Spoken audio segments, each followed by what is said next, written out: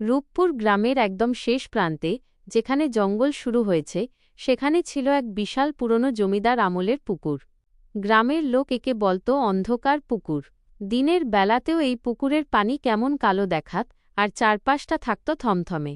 গ্রামের বড়রা ছোটদের সবসময় সতর্ক করে দিত, যেন সন্ধ্যার পর ভুল করেও কেউ ওই পুকুর ঘাটের ধারে কাছে না যায়। বলা হতো, ওই পুকুরের অতল গভীর থেকে রাতে অদ্ভুত সব শব্দ ভেসে আসে। এই গ্রামেরই ছেলে কানাই, যে কাউকে ভয় পেত না এবং লোকের বারণ শোনাত তার স্বভাব ছিল না। একদিন বন্ধুদের সাথে বাজি ধরে সে ঠিক করল, অমাবস্যার রাতে ঠিক 12টার সময় সে ওই অন্ধকার পুকুর ঘাটে গিয়ে এক ঘটি পানি নিয়ে আসবে। বন্ধুরা তাকে অনেক বোঝাল, কিন্তু কানাই কারোর কথা শুনল না। রাত বাড়ার সাথে সাথে গ্রাম নিঝুম হয়ে গেল।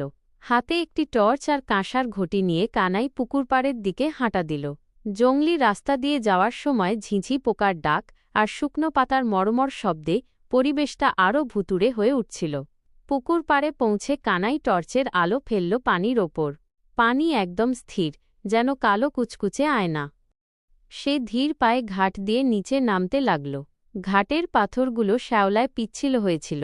একদম শেষ ধাপে দাঁড়িয়ে কানাই যেই না পানি ভরার জন্য ঘটিটা ডুবিয়েছে, অমনি টর্চটা দপ করে নিভে গেল। চারিদিক ঘুটঘুটে অন্ধকার। কানাই ভয় পেল না, ভাবল ব্যাটারি শেষ হয়ে গেছে। সে অন্ধকারে হাতড়ে ঘটিটা তোলার চেষ্টা করল, কিন্তু হঠাৎ সে অনুভব করল পানির নিচ থেকে কে যেন তার হাতটা খুব শক্ত করে চেপে ধরেছে। সেই স্পর্শ ছিল বরফের মতো ঠান্ডা। কানাই চমকে উঠে হাতটা ছাড়ানোর চেষ্টা করল, কিন্তু পারল না।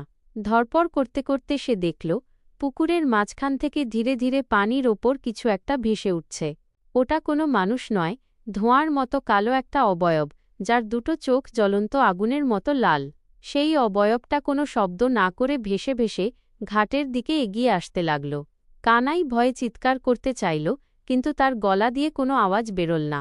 তার মনে হল পানির ভেতরের সেই অদৃশ্য হাতটা তাকে টেনে হিঁচড়ে গভীর পানির দিকে নিয়ে যাচ্ছে।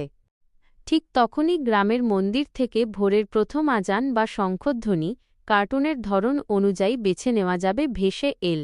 আর সাথে সাথেই হাতের ওপরের সেই ঠান্ডা বাঁধন আলগা হয়ে গেল।